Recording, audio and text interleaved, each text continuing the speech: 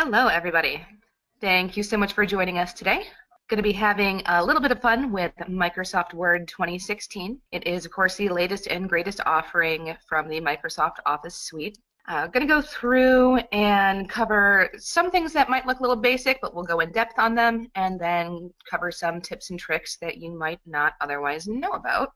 We'll do a quick history on the product itself, and then we're going to go into these topics that you can see. So we're going to cover the ribbon and how to customize it. We're going to talk about Researcher and Insights. We're going to go into how to set and use quick parts. We're going to take a look at the themes and styles, show how to create a table of contents automatically.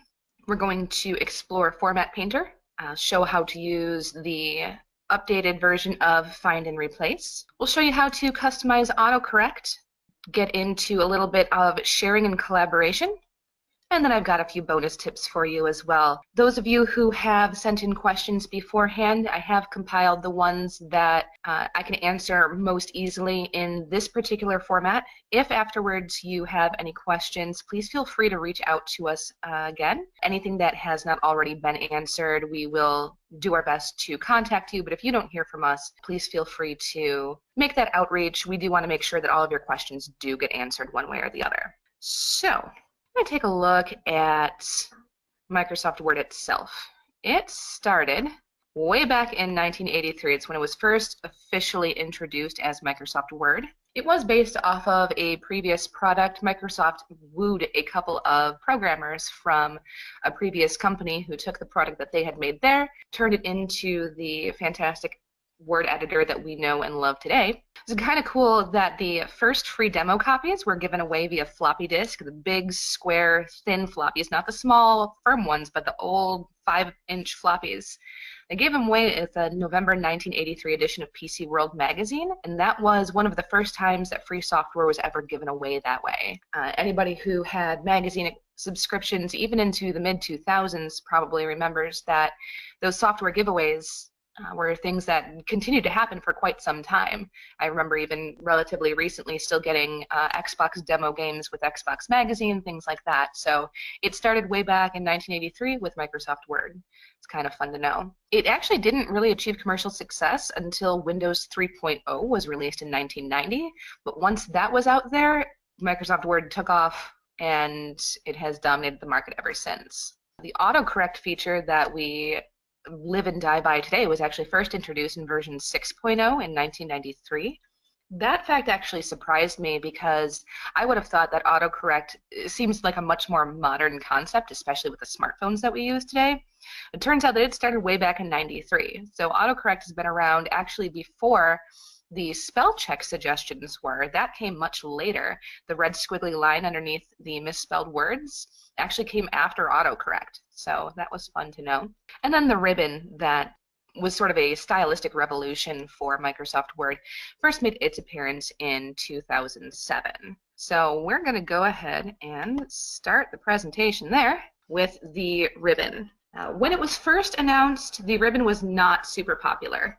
People didn't like the change. They weren't used to the way that it's presented. Everyone's used to the standard menu options that we have along the top here, but this ribbon with all of these icons and options here, people were afraid that it was too cluttered or too messy or it was overwhelming. But as the product got more feedback and as we've used it throughout time, it has gotten a lot more refined and it is a lot more customizable. So some of the cool things about this is that anything that you want to have in your ribbon, you can set to have in your ribbon.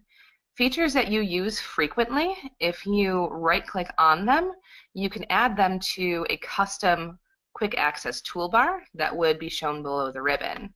So you can have any of your favorite features saved up here as well. So if there turns out to be something that you just use all the time, you can set it so that all of your favorite features are in this quick access toolbar. Within the ribbon itself, a lot of the features that are available are customizable as well. So when you get into things like styles, you can modify the styles that are there by right-clicking on it. A lot of options have other options, other sub options beneath them if you right click on them as well. Otherwise, you can just add it to the ribbon, customize the ribbon, collapse the ribbon if you just don't want to look at it anymore, or if you need a bigger screen to see, you can open and close it with the either the view tab or the view menu, or you can use the buttons that pop up as well. Going back over here to the Home tab, you can see that a lot of the overview in the ribbon is very well organized. If you think about it in the way of, what am I looking for? I want to add a shape. I want to add an element. Most of those items are going to be in Insert, along with formatting options under Draw if you're doing individual shapes that you're going to freehand. Design is where you're going to find your themes and how to edit those. So this is all very well organized, and you can tell that they've taken a lot of input from the actual users as to how to structure this so that it is very, very intuitive. You shouldn't have to hunt too hard anymore in the ribbon to find the item that you are looking for. Even using it very often, every once in a while, I'll think of something that, I'd like to add this element, wonder where to find it. I take a guess, and it's usually right in front of my face. So it's very, very well designed. And with every edition that Microsoft does release, it is a little bit more polished. The nice thing about it, though, is if you have upgraded to the 2016 version and maybe you really like the way that something was set up in the 2010 version, you can go through and you can customize the ribbon and set anything that you want. So if there's an item that's missing, feel free to go through this list and add it. It populates the most popular commands to start. You can also look at all commands that are not in the ribbon. This is my favorite way to find something. If I'm looking and I don't see it, I'll choose the option for commands not in the ribbon, and it is all alphabetical. So it's very, very easy to navigate. Just take your best guess for how to phrase what you're looking for. Since I'm talking about how to phrase things, I do want to touch on one of the biggest changes for the more recent version of Microsoft Word. And this is something that is an element that is available across all of the Microsoft Office suite, is instead of search, there's the tell me what you want to do feature. So instead of searching for a phrase, let's say if you want to know how to add a hyperlink, instead of saying, how do I add a hyperlink, you would just tell it what you want to do. So just add link, add a hyperlink, and it tells you exactly how to do it right there. And it'll actually bring up the window that you need to add whatever it is that you're trying to add or to do whatever it is that you're trying to do. So not only will it show you how to do it, it just gives you the feature that you wanted in the first place. So if you're missing something, you can't find it, tell Word what you want it to do, and it will just give it to you. It's super intuitive, and it's actually a really exciting feature, I think, just because it saves so much time in that it just gives you the dialog box that you are looking for. It doesn't make you go hunt for it. It doesn't make you, read through a bunch of paragraphs to figure out, okay, how do I do this step by step? It just hands it to you. So very good feature. That is something, like I said, that is available in all of the Microsoft Office suite. So it's one of my favorite new features. Next thing we're going to look at is going to be Researcher and Insights. I've got my little custom template here. This is, or my example template. I just made up a little company newsletter for a company that doesn't really exist, but put in some elements that we might want to use during any sort of company newsletter that you might want to put out. So we've got some elements here, but I want to talk about Researcher first, just because it is one of the more quietly kept secrets of the most recent version of Microsoft Word. I actually saw on Facebook a couple days ago that there were a lot of college students who were just finding out about this feature and were lamenting the fact that they didn't know it existed earlier because it is so robust for students. It's a fantastic feature that was really kind of developed for students in the first place, but there are a lot of business applications as well.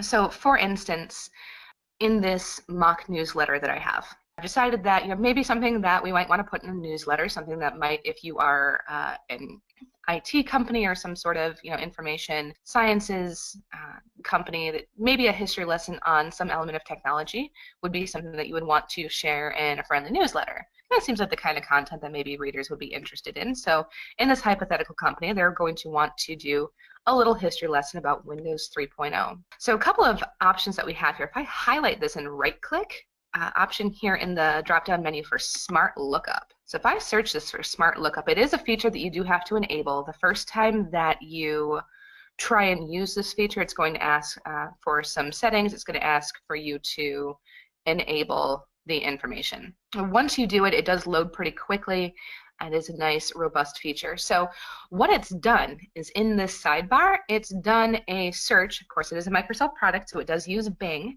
If you're not a fan of the Bing search engine, maybe this will give you a reason to like it a little bit more. It does pull up very, very clean results within the Word software itself. So these results are very easily digestible. I haven't seen it pull anything that is inappropriate, so it seems like a fairly safe feature to use as well. They've coded it quite nicely so that it is easy to use for multiple applications, including for students. So this has given me a couple of Wikipedia results. It's also given me some image results and then some general web results. So if I click on one of these, I can see it's opening in Microsoft Edge browser by default. That's just the default browser that I have set with my computer. Of course, it is running Windows 10, so I'm just kind of left it to do its own thing because it is very clean and very user-friendly. If you like a different browser, feel free to use it,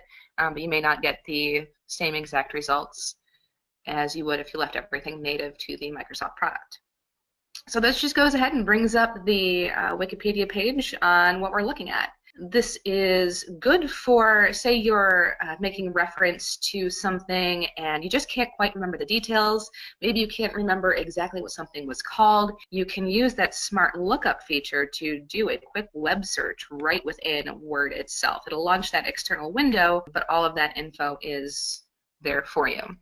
So that's if you just need to take a quick peek at something. Now I'm going to come up here though to the References tab, and I'm going to look at this feature here called Researcher. As the menu, the additional information populates, you can see it describes the feature as let us help you find quotes, citable sources, and images.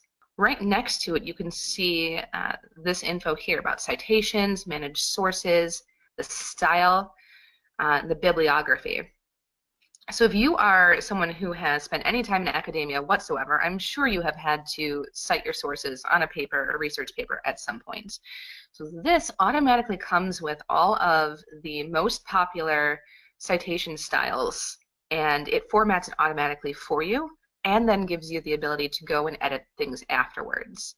Not only do you have the ability to edit it, it stays as a live feature within Word unless you specify otherwise. So if you are digitally submitting papers as a student, you have the option to keep that information in there. The professor or whoever is taking a look at the paper or a teammate or what have you has the option to view the citation within Word itself as opposed to having to include a bunch of extraneous text as well. So this could also be useful for business if you have people doing research within the company as well, whether that is market research or studying some other aspect of a product or the business itself. So this isn't just for students. This is something that you can use well beyond school days. But we'll go back over to Researcher itself, and if you click on it, it gives you this search bar. So the history lesson that we want to give is on Windows 3.0. And it works just like a normal search engine. Gives you these results here. Gives you a couple different options here where you can search for everything. You can search for books. So if you specifically need references that are not websites, something that is more geared towards students but does have business applications as well, if you've got an assignment where they have said, you can't use a website, you have to use hard copy sources, this will give you information on those hard copy sources. Otherwise, for the most part, for this application, for business application, the website search is going to be what you're really going to be looking for. So you can scroll on through here and see all of this information on Windows 3.0. So you can go ahead and click on one and see what information is in that particular option. If you don't like that one, you can go back, take a look at some of the others. Maybe you want to refine it a little bit more. Let's call it History, Windows 3.0 History. Let's see. Let's go with this article here, where Microsoft 3.0 was 20 years old today. No, I just don't like that one either. I actually had, when I was demoing this earlier, I had found a result that I thought was perfect for this, and now I wish that I had kept tabs on it. Let's see. Okay, so this will do. We'll start here. So let's say that we're wanting to share a little bit of information about Windows 3.0, and I like this first paragraph here. So what I'm going to do is I'm going to highlight this, and let's see. You can drag and drop directly from this window here, or you can open it up in Reading View and see all of the information that's actually on the web page. And you can do the same thing here with selecting it. That's the same paragraph. Let's come down and find some new information. So if you highlight this, once you're in Reading View, a pop-up comes up right away that says Add and Cite. So you click on Add and Cite. It's going to add the content into your document. And if you come up to your citations, you can change which citation is in here. Now this is giving the citation in line in the paragraph, so it's right here. And this is the feature that I was mentioning. It gives you this drop down where you can edit the citation, you can edit the source. If you click Edit Source, it'll give you these customization options as well. It shows you the URL where it came from, the name of the website, the name of the web page, and the author.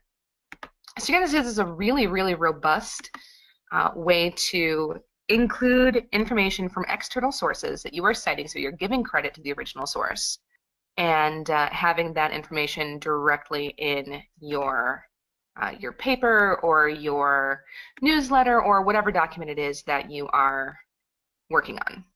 So let's say then that once I've got this, I'm going to click at the end of this paragraph, and I want to add my references inline. So you can actually see the full text of the references as opposed to just what is in the paragraph itself.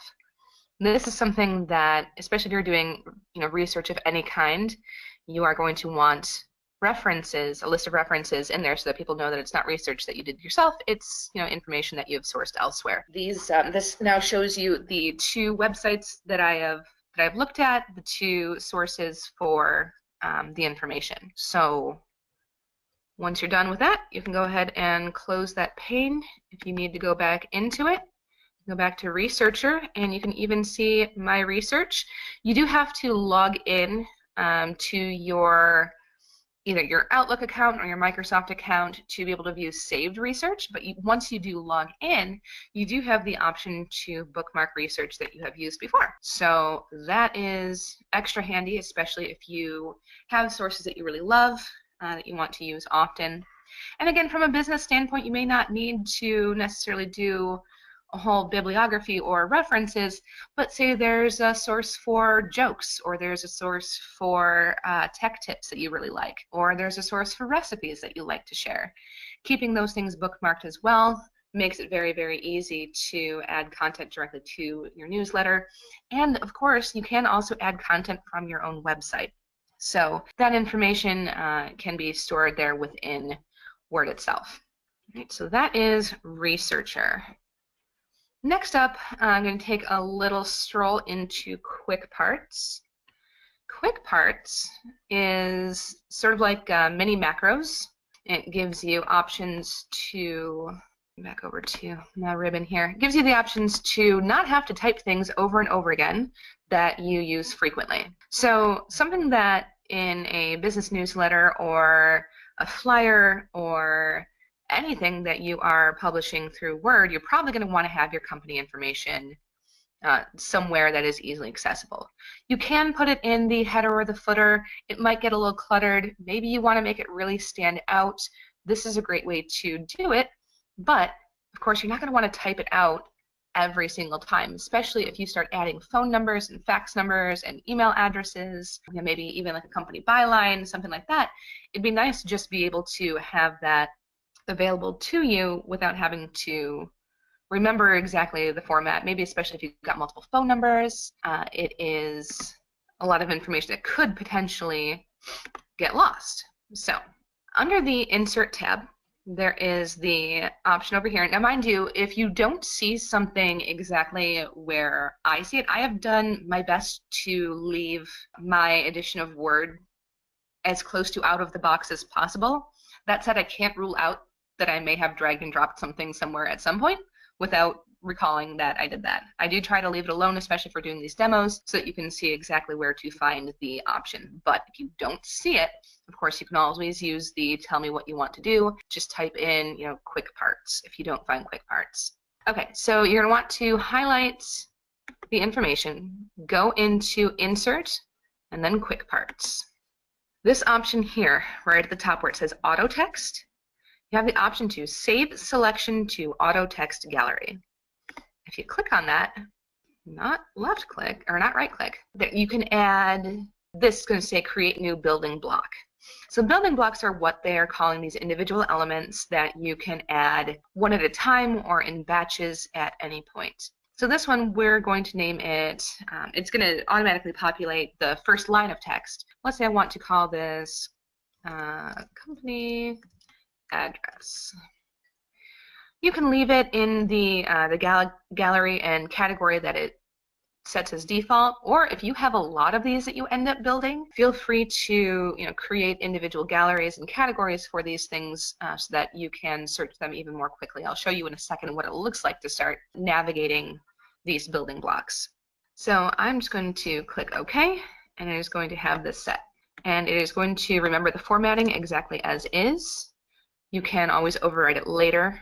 Then let's say that I'm working on a new newsletter and I want to add that. I can now click on the arrow for quick parts, go over to auto text. It is showing me the company address. This is the item that I have just entered, and I can drop it right in there. And it gives me exactly what I entered before. Now, I did mention the building block. So that individual element is called a building block. That's what it's referred to. It's what Word has named it. So let's say that the company moves and you go to a new office, you open a new office, maybe you want to edit that. It is very nice that it sorts these automatically by the gallery, so it is alphabetical, or alphabetically auto text comes up first. You can of course always sort it any other way that you like, but leaving it as sorted alphabetically by gallery gives you all of the auto text options that you have entered up at the top. So once you get here, you can edit the properties of it, which is that same context that was there before. If you don't want it anymore, you can delete it. So let's say that we never want to see that again. Go ahead and make it go away. I can delete that building block. So you can go through and customize these other ones that are in here as well. This is, for the most part, things that are more easily accessed elsewhere. That said, if you do ever want to change any of the elements in here, or if there are just some that you absolutely hate, you can make them go away. You don't have to deal with features that you don't want. I love that Word gives you the option to not just customize what you see, but customize what you don't see. So I do appreciate that kind of flexibility and the ability to really take control over the software that you are using. All right, next up, we're going to get into the real fun. We're going to start talking about themes and styles. Of course, every company knows that branding is a huge part of who you are as a company, how you are forward-facing to your clients and the public in general. It sets the tone for pretty much everything that you do. So of course you're going to want your newsletters or your documents or whatever it is that you are creating in Word to reflect your company branding. Now, I didn't take the time to go through and create a fake logo for my ABC company, but you can add logos in just about anywhere that you want. You can add them in your footer, or I'm sorry, you can add them in your header if you prefer it that way, or you can just insert it as a graphic here. But when we go to Design, the Design tab is going to let you pick an overall theme that sets the tone for your document. So if you want something that is a little bit more contemporary, you can choose one of these styles that has a more casual contemporary font, and this sets all of the elements for the entire document. This is going to set your font, the font colors, the font sizes, the different heading options. So this is one big package of all of the features. Once you find one that you like, then you can go through and change the color scheme here for, again, the entire document. You can pick one of the ones that comes already pre-populated by Microsoft, or if you don't see one that you like, you can customize the colors yourself. So in this customization option, it even gives you a nice little preview of what your page is going to look like. It gives you options for a dark theme, options for a light theme, so you can see how it might look, especially if you are doing a larger, more comprehensive document, especially if you're working on something that is going to be going to print and you want it to be a full color print as opposed to just a casual newsletter. You have the option to see how all of those elements are going to look and customize them so that you have all of the options in a complete and robust theme as opposed to editing them piecemeal, starting from a blank document like I have here. So this is a great way to get started with the overall look and feel of your website. And if you use this the expander there, you can also see more of the options, and it does give you a real-time preview as well. So let's go ahead and pick one that looks a little more like a newsletter. I don't even know that I'm finding one that I love. So I guess we're just going to use one. We're going to pick this. All right, so these are themes, and again, you can edit them to your heart's content.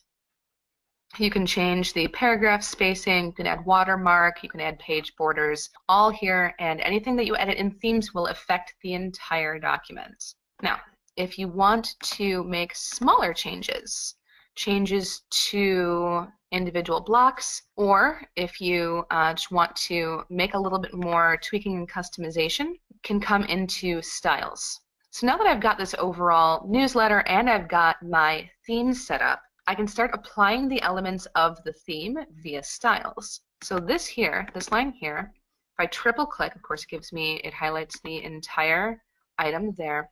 I can choose that I want this to be my title. Now, even though I don't necessarily love the fact that the font is as big as it is, setting the style element makes it referential to other elements within Word itself. Namely, the next thing that we're going to go over is going to be the table of contents. So it's important that if you want to automatically take advantage of some of the features that Word offers you as far as how the different pieces of this document will play together with other pieces, it's important to go ahead and use the styles and assign them correctly. So I am going to let it do that. So this is going to be my title. But I can right click on it and modify. All right, so this font I like. The color black is good, but I don't need that font to be quite so big. So I'm going to bring this down to, let's see, let's just make it a little bit, right about there I think is good. And click OK. I'm going to make the executive decision that I want that on a second line. Okay, so now that kind of stands out as the title. Next thing, now that I've got these, the overall title set, I'm going to want to start defining the different sections. So this introduction I'm going to set as heading 1.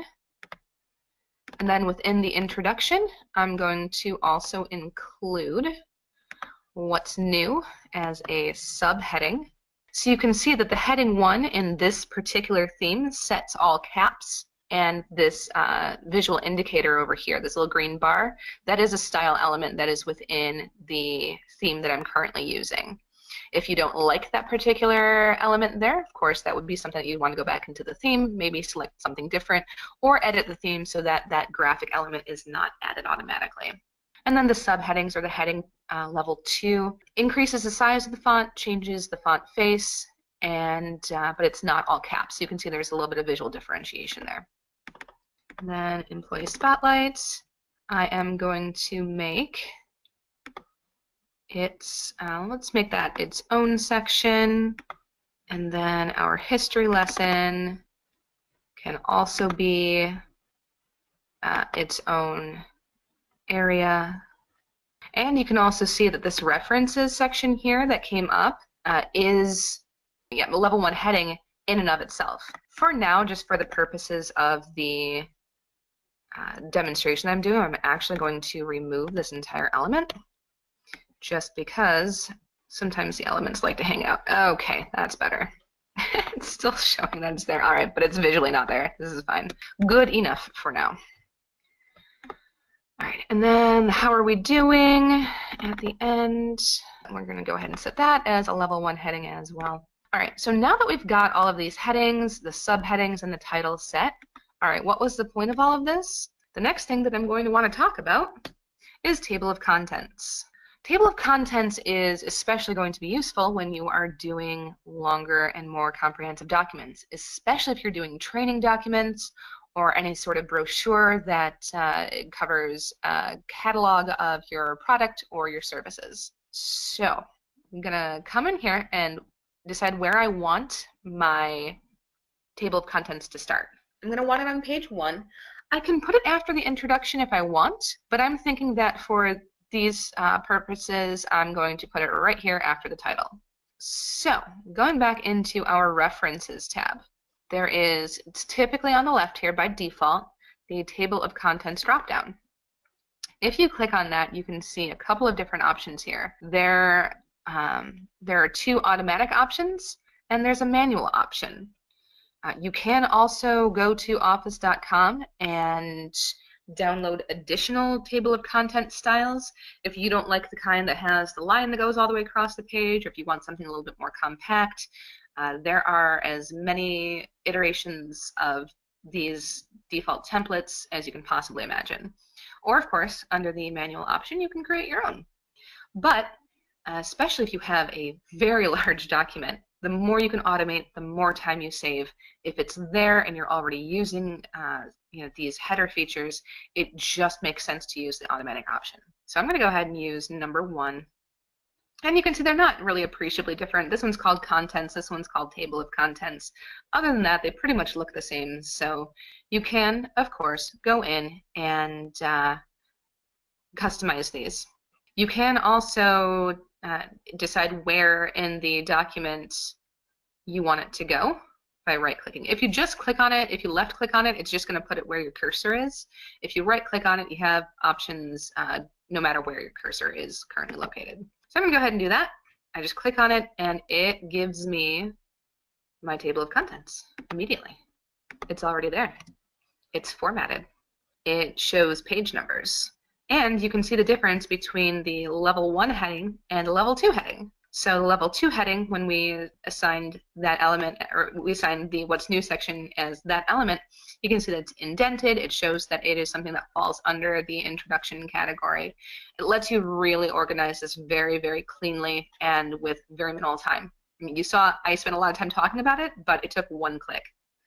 So it was done that quickly, that easily. Now let's say that you've set your table of contents, but then you go through and you add some more elements, or you move some things around, and now your table of contents is out of date. It's not reflecting what's actually on the page. All you have to do is right here click Update Table, and it will update you can see in the description, after you hover over it for a second, it says it refreshes the table of contents, so all entries refer to the correct page number. This is also good if you, for whatever reason, change the page numbers. Let's say that you don't want the first couple of pages to be numbered page 1. Let's say that you are considering a table of contents to be before the actual first page in the document. You have the option to change that there. And it would then show you the accurate page numbers. Or if you just end up adding enough pages later, it'll update that count as well for you. Moving up, let's start talking about the Format Painter. I love the Format Painter. Format Painter makes it so that you can set an element, make a ton of tweaks to it, and not have to remember all of the steps that you took to customize a specific element. So let's say over here on our last page, I've got this, the address right here, and I want to make that stand out a little bit. So maybe what I'm going to do is I'm going to come up here and draw a shape. I like a nice rounded rectangle. Why not? Let's insert a rounded rectangle. And I'm going to draw it right around this area here. Now, when that happens, one question that I did get in the registration was, how do I make it so that text shows over an image? When you add an image or an element, it gives you this drawing tools menu that pops up. If you click on Format, you have the option over here to send the element backward. And not only can you layer it behind or in front of other elements, it recognizes that there's text there. And you can click Send Behind Text, and it automatically puts the text over the element that you just assigned. So you don't have to necessarily worry about drawing a text box. You don't have to worry about a bunch of other settings. You can just bring the text forward over the element. Then you can go ahead and make any changes that you want to this, however you want it to go. All right, so let's say, so I've got this, and I don't necessarily like that particular color. So I'm going to go over back to my drawing tools format options. And this little expander here will give you some other options. You can also see here that, let's say you wanted another element layered behind that. You can also do just the outline transparent, or the outline of the shape with the background transparent. Or you can make the color in the element semi-transparent, so it kind of colors what's over the image, but it doesn't block it out completely. So lots of options. Again, it's all in this Drawing Tools tab that comes out. So I'm going to go ahead and pick this one. I feel like that's already kind of the color scheme that we have going on here. Let's say I want the border to stand out a lot more. So I'm going to come in here. And I'm going to change the shape outline. I want the shape outline to be darker, and I want the shape outline to be bigger. Let's set it there. Okay. Let's say I like this. This is good. I like the shape. I like the color. I like what I'm seeing here. Let's say that maybe because I've got an element up here that I really like, let's say maybe this history lesson. Maybe I want this history lesson portion to also have a little bit of standout. So I'm going to go ahead and use my shape tool again, and I'm going to draw a rectangle right here to make this history lesson spot pop a little bit more. And I'm going to send that behind the text as well. Now that I've got this rectangle, but I go, oh shoot, I don't know what colors I picked. I don't know, what weight did I set for that border again? I don't have to worry about it. Come up here under Home. Make sure that you have the shape itself selected, not the text. If you wanted to select the text, if you wanted to take the formatting of the font that you're using, the color, the size, you can use this. You can use Format Painter to adjust that as well. But this here is a little bit more visually, it pops a little bit better. So I like this as an example. So make sure if you're doing this to a shape that you have the shape selected, or the element, whatever it is. Come up here to Format Painter, and it will lie to me. It will not. All right. Format Painter. All right, so now you can see how next to my arrow there's a little paintbrush. So with that paintbrush, I could select, if this was text, I could select an item of text. All right, Format Painter, I want to paint that. I click on the element, and now it matches.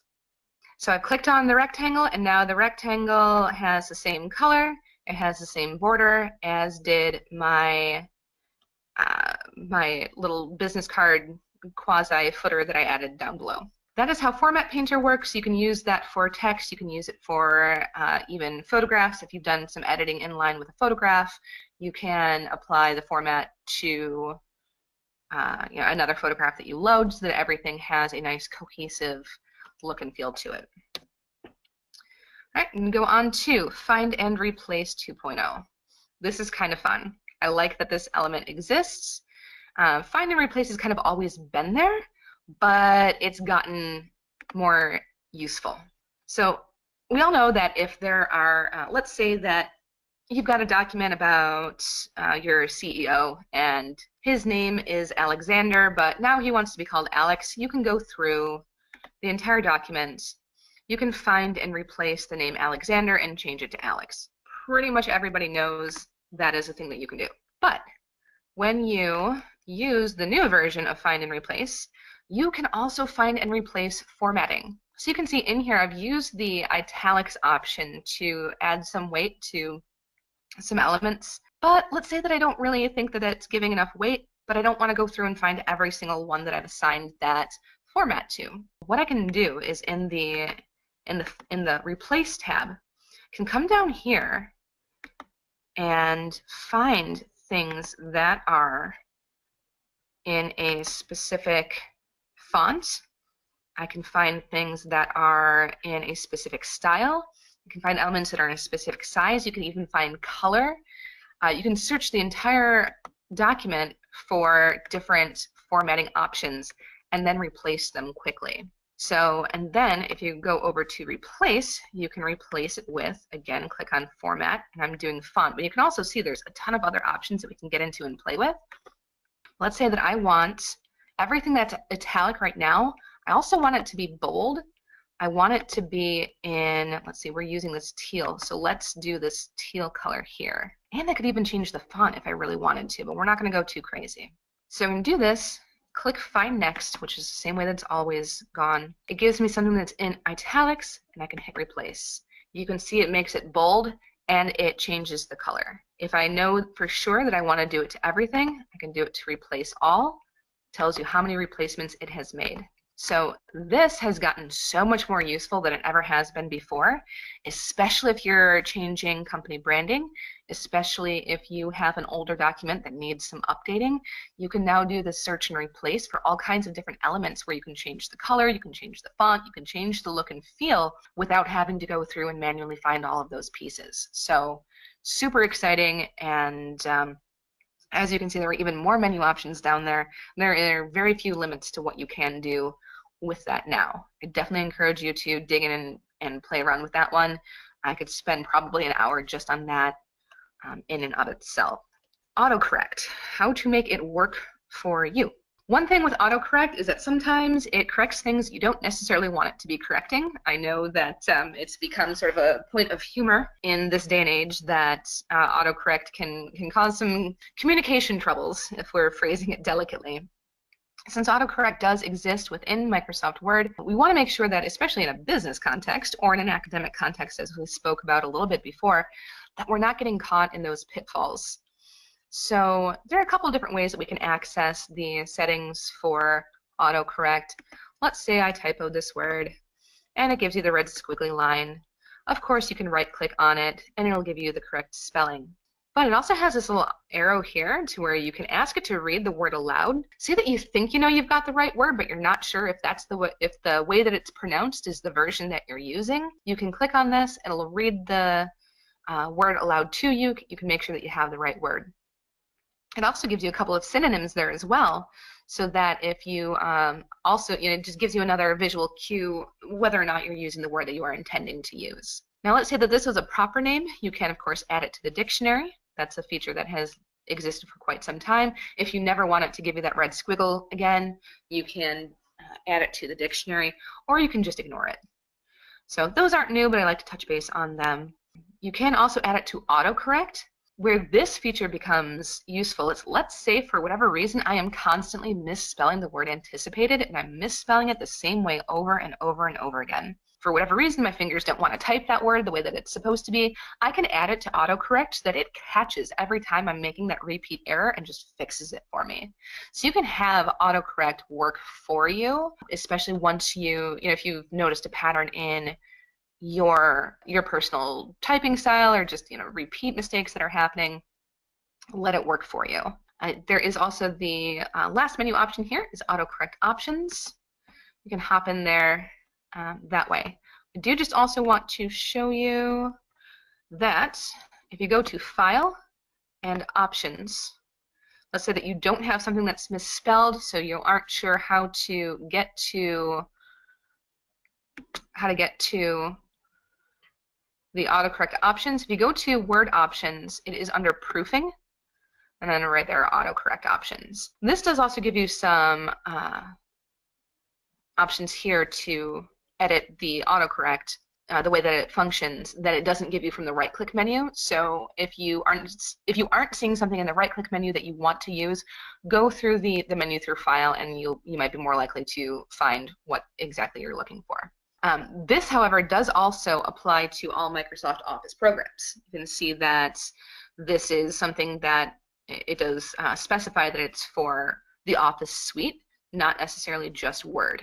It does also have a section down here for when correcting grammar and spelling in Word. So this is an additional option here as to the autocorrect options screen, which is what will pop up if you use that right-click option. So this is the screen that comes up if you right-click. It does give you some of these default ones. If you accidentally, if you hold the Shift key down for too long and you get two capital letters at the start, that is a default autocorrect feature. You can see some of these others as well. Capitalize the first letter of sentences, capitalize the first letter of table cells. So those are all turned on by default, as well as everything in this table down here. So a lot of these show some really frequently mistyped words that it will automatically fix for you without you having to define these in a dictionary. So like here it shows, fields, people sometimes put the E before the I, it automatically corrects it. This is where you can add something if you know for sure that when you first open up the program that you want something specifically auto-corrected every single time. You can add this manually that way. You can also set exceptions. So if you have a company name that is maybe missing a vowel, that is a fairly popular way to reference company names, or there's lots of products that we use within our businesses that have some spellings that are close to the actual word, might get caught in autocorrect, you can set exceptions so that it does not correct those. Same here with the first letter, don't capitalize that, don't correct some of these as well. You can customize that to your heart's content. Auto format as you type also has a couple of options in here that you will find useful. By default, it is going to change your ordinal. So if you have things like first, second, third, it will take the ordinal there and put it as a superscript, which means it'll be in smaller letters towards the top of the number. It's just a little bit more visually pleasing. If for whatever reason you hate that it does that, you can come in here and turn it off. Same thing with changing the quotes, fractions, and hyperlinks. Especially if you're doing a lot in print and you don't necessarily want hyperlinks to show up in blue and underlined, you can deselect that option so that it never ever does that. If you are, however, using it for documents that are shared online, you probably want to leave that active so that that feature works as advertised.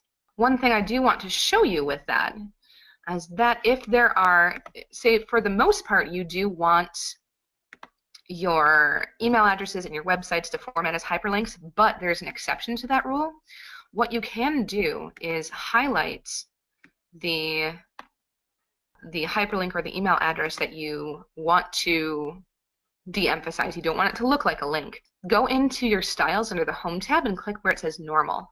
It's going to take away the underline and it's going to take away that font color. That said, even as a digital document, it still leaves that link feature option enabled. So you still have the ability to control click and follow the link. In this case, it's going to open that email or open a new email for you to use that email address. But then you can take that same document, send it to print, and it's not going to have different formatting. It's not going to stand out and look like. All right, so that is some fun with autocorrect. Going to sharing and collaboration. One of the best features in the most recent version of Microsoft Office is the option for Microsoft OneDrive. With Microsoft OneDrive, you can save a document to the cloud. So if you go over to File, File is up here, you can save to OneDrive, or you can save it to your local computer. If you save it to OneDrive, it's going to go to the shared cloud account where other people in your organization or anyone that you choose to share the link with has access to open that file. If they're also using the online version of Microsoft Word, if they have access to that, they have the ability to edit in real time alongside you. So now you have a collaborative element to the document that you're working on. So let's say that you have a teammate who is going to be handling that history lesson portion. They can handle that element while you are continuing to work on other portions of the document. So that the cloud feature has opened up a whole new world to being able to edit documents. You don't have to worry about most recent saved versions. You don't have to worry about transferring files back and forth and then maybe using an older version. Everything is in the cloud and everything is saved real time. So that is one of the best innovations in the most recent version of the Microsoft Office suite. Some bonus tips that we've got. There are some things that people really wanted me to go over. One thing that I want to touch on is going to be sections. The way that sections works in Microsoft Word is consider it as there's text within paragraphs, within sections within the document itself. So everything is kind of nesting. So each document is going to have sections by default. What a section is it is either a single page or a range of pages that all have the same formatting. Where this comes into play is if you want to start to break up the elements that you are having in your page. Let's say that you want this to be on a new page. Lots of people are familiar with the page break. However, there is a different way to do this that will allow you to edit some of the formatting for certain portions of the page without affecting the formatting of the others. So let's say that I want the employee spotlight to go on its own page, but I also want it to be formatted as a 2-column article. If I try to apply the columns feature to this section, it's going to, or this area right now, it's going to apply those 2 columns to the entire document. You don't want that. So what I'm going to do is I'm going to click here at the end of the area that I want to stay the same. So keep in mind that whenever you apply a section, it is for the elements moving forward. So it's for everything that comes afterwards. It's not going to touch what happened before. So I'm going to go into Layout. I'm going to click on Breaks. I'm going to come down here to Section Breaks. I want this next page, or this next section, to start on a new page. So I'm going to go ahead and click on Next Page. So just like a page break, it's going to drop it down to its own page. Now that I've done that, though, I don't want this history lesson and the rest of it to be to follow the formatting that I'm going to set for the employee spotlight. But I also don't want it to go to a new page. So what I can do here is come back into Breaks again and select Continuous. Again, keep in mind that my cursor is at the end of the element that I want to have the previous formatting, and it is before the element that I want to have its own formatting. So I'm going to click Continuous, And now there's a break there, but it is not going to a new page. So now I can take and edit this Employee Spotlight section. So within the Employee Spotlight section, if I want this to be in 2 columns, I can just come up here, hit columns and 2, and it puts that into 2 columns without affecting the rest of the page. So sections is a fantastic way to define individual formatting areas and keep it to edit that formatting without editing the formatting of the rest of the page. So I went to undo that, and just one thing I want to show you is even within that element, what I can do is ignore the header and select just the text and move that into 2 columns. So now I think it looks a little bit better that way. But if I wanted to add a picture of Sally, who is the employee that I'm handing the spotlight to, you can add that, in line with this as well. So that's kind of nice. One other thing that I want to do super quick. Oh, that did not. Why did you not follow? Oh, because those aren't linked together. That's why. Aha. Okay. Actually, that would be a good thing to go over as well. So this would be a great place because this the text moved down, but the image itself didn't. So maybe before this would be a great place, and after this element here would be another place to insert another break. So this one I'm just going to do just a page break because I don't need it to be special formatting. So now that goes down there. That can be on the last page. That's a nice element for the the closing page for this little workbook that we're doing. One other quick trick that I want to show you right now is how to do a line that you can type on. A lot of times when, let's say, you're filling out a form, you'll type name and then give a bunch of these underscores, and that's fine in print, but then if you wanted to type on it, you come and put my name, it moves the line itself.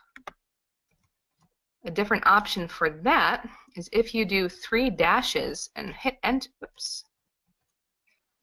There you go. All right, so do 3 dashes, you have to do it on a new line. So if you do 3 dashes and then hit enter, now you have this line you can type on, and the line stays where it is and it does not wrap around. So that is just something I see a lot, especially in documents where people want a form to be filled out, but they want you to email it back as opposed to printing it and giving it back. It's just a nice feature to know that it exists in there. It's kind of hiding. It doesn't really advertise itself, but it is there. Last thing I'm going to touch on is going to be mail merge. The #1 thing that people were requesting in this demo was mail merge. Now, the best thing about this version of Word is that mail merge is as painless as it possibly could be. There is a mail merge wizard that will take you through step by step exactly what you want to do and make it as painless as humanly possible. So under mailings, if there's this start mail merge button, and down at the bottom it says step-by-step mail merge wizard. So it opens up this mail merge element here. You can, oh, it's actually taking me because I was doing this earlier. Let's start at the top, excuse me. So it gives you the option to select a document type. This is going to be a letter. You can also obviously do email or envelopes or labels if you're doing something different. Down at the bottom it says next starting document. Go ahead and click on that. We want to use the document that we have right here. This is what we're going to be mailing out. You can also start something new from a template or start from a different existing document. We're just going to use what we have in front of us because this is what we want to mail. Next, select recipients. Say we want to use an existing list. You can also type a list manually if you wish, or you can select from your Outlook contacts. I don't know why that word wouldn't come out right. However, a lot of us have an Excel file or spreadsheet file that has all of our contacts in it. So I'm going to click here where it says select a different list. I'm going to come to my documents where I have saved my address book. Now, of course, where you save your address book or what you title the file is going to be up to you, but this is what I've got here. Keep in mind that if you have any headers on your columns in that address book, that you have this box down here at the bottom checked. It will ignore the first row of data rather than try and mail something to your headers. Say OK on that. It gives me the 3 addresses that I have loaded. I can sort them, I can define them, filter them if I like, or I can just click OK and send it to everybody. It doesn't give you any kind of pop-up or anything once it's successful. It just loads those in there. So you can click on Next to write your letter. Well, my letter is already written, but let's say that I want to put the address in the top. Say maybe I'm mailing, maybe this is like a trifold that I'm mailing, and I want the addresses to be printed on automatically. So if I click on where it says address block, it gives you some different options to choose how you want to format the name, how you want it to appear, based on how formal it's going to be. I'm just going to click the default. Oh, you can also change whether or not you want the postal address or if you just want the person's name in there. And what it does is, if you see it, it puts this in kind of a little bit of a code block, if you will. You can move that address block anywhere that you want. Make sure, though, that if it starts a line that you do hit enter to put a break in. Otherwise, it's going to start the existing text right after the end of the address block. So make sure that you do give that some room to breathe in the document that you're preparing. And if you forget that step, don't worry, because when you go to preview your letters, it's going to show you a preview. And you can come in here and you can change the font, the size of this as much as you want, so that if you want this bigger or bolder, if you want it smaller or more simple, maybe you want it to fit in an envelope with a window, you can change it so that it fits however you like. And then at the end, you just complete the merge. You have the option to print, or you have the option to edit individual letters if there were changes that you wanted to make to anyone that you know for sure that you need to make a quick change to, however you want that to go. But for the most part, you can just go to print, send it to your printer, and you're done. It's going to print one for every person that was in your mailing list, and you're good to go. So that is how we have that there. That is mail merge. All right, that is everything that we have for today about Microsoft Word. Please do keep in mind that our next webinar is going to be on January 25th, same time, 2 p.m. Eastern, 11 a.m. Pacific. The topic we're going to be covering is going to be Microsoft PowerPoint. So much like we went into some of the lesser known but very powerful features of Word, we are going to do the exact same thing with PowerPoint, and I don't know if you can tell, but I kind of love PowerPoint, so I'm looking forward to that one as well. That is going to be everything for today. Thank you so much for joining. As I mentioned before, if you do have comments or questions that did not get answered, or if you did not get a response as of yet to your previous submissions, please do reach out to us. We are more than happy to help continue your education about Microsoft Word and make sure that you are good and comfortable with the software. Thanks so much, everybody.